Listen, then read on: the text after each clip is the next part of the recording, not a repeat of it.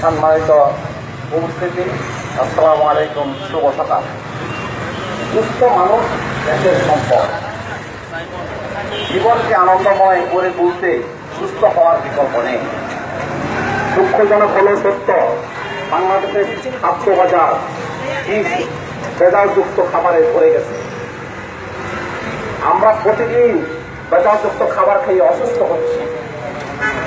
হাসপাতালগুলোতে দেখা যায় রোগীর উৎসব, সারা বাংলাদেশে যেন রোগী।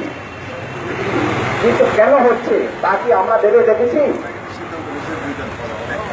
এর একমাত্র কারণ বিষ এবং ভেজালযুক্ত খাবার।